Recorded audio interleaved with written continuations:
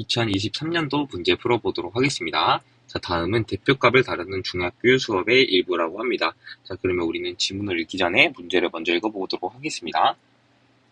자, 밑줄 친 기억의 자료는 평균이 대표값으로 사용되기 적절하지 않은 사례로서, 자, 적절하지 않은 사례예요. 자, 수업에서 중앙값을 도입하기 위하여 제시된 것이라고 합니다. 자, 밑줄 친 기억의 자료로 적합한 5명의 신장의 예를 제시하고 예시한 자료의 특성을 설명하는 게 첫 번째 문제가 되겠습니다. 자, 그러면 우리가 옆에 지문을 봤을 때 이 기억이라는 자료는 평균이 적절하지 않은 거예요. 평균이 적절하지 않은 예시를 우리가 먼저 적으라는 거죠. 자, 그러면 우리가 벌써 그냥 생각을 해줄 수 있겠죠. 자, 5명의 신장의 예를 볼 건데 우리가 예를 들어 이 학생들, 자, 이게 바로 5명의 학생의 키라고 생각합시다. 자, 여기가 다 키예요. 각 학생 5명마다 키입니다. 자, 근데 이런 경우에 어떤가요? 이런 경우에 평균을 재면 이 학생이 너무 월등하게 크게 돼가지고 평균을 하면 한 요 정도 더 높아지겠죠? 근데 실제적인 평균은 여기인데 이 학생 때문에 더 이 정도로 높아지게 되겠죠? 이런 경우에 한 명이 특출나게 차이가 큰 경우에는 평균이라는 게 어울리지 않다라는 거예요. 이해되시나요? 자, 그러면 우리는 이런 것을 숫자로 내줄 수 있겠죠? 뭐 학생들의 키가 뭐 160, 161, 162, 또 160.5 이렇게 있고 마지막 학생이 뭐 200cm 뭐 이런 자료를 주면 되겠죠. 이러면 한 학생이 월등하게 크기 때문에 평균은 옳지 않다. 이럴 때는 어떤 게 좋다? 바로 중간값 아니면 최빈값이 좋다라는 거죠. 중간값은 이 값의 중간, 제일 중간 정도로 의미하니까 지금 정도는 지금 160, 요쪽이 제일 중간이죠. 그래서 한 161이 되겠다라는 것을 알 수 있고 최빈값은 사실 제일 많이 발현된 숫자가 되니까 여기서는 일단 다 통일하게 한 번씩이겠죠. 자, 그래서 중간값이 일단 제일 어울리겠다 뭐 이런 것도 생각을 할 수가 있겠죠. 자, 그리고 밑에 읽어보겠습니다. 2015 개정 수학과 교육과정의 교수학습 방법에서 수학적 문제 해결 능력으로서 수학적 모델링의 능력 신장을 위해서 강조한 사항을 쓰고 강조 사항이 수업에 어떻게 반영되고 있는지를 기술하는 문제가 되도록 있습니다.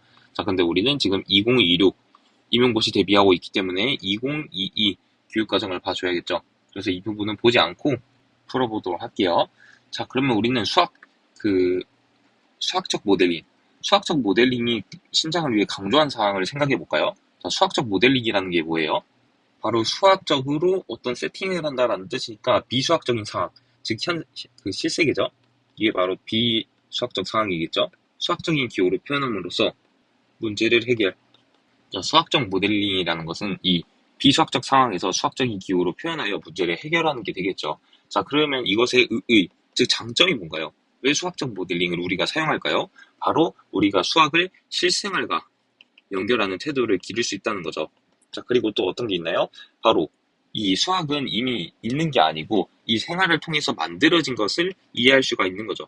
조금 정돈해서 표현해 보자면 수학적 모델링은 이제 학생들의 이제 학생들의 삶과 경험에 연계된 다양한 이제 현상을 수학적 표현 방식을 수학적인 기호로 이용하여서 수학적 모델로 만들고 그리고 다시 실생활이나 아니면 사회 및 자연 현상에 적용하는 교수학습으로 이제 수학에 대한 더 넓은 안목을 가질 수 있게 하는 게 바로 수학적 모델링의 장점이 되겠죠. 이해되시나요?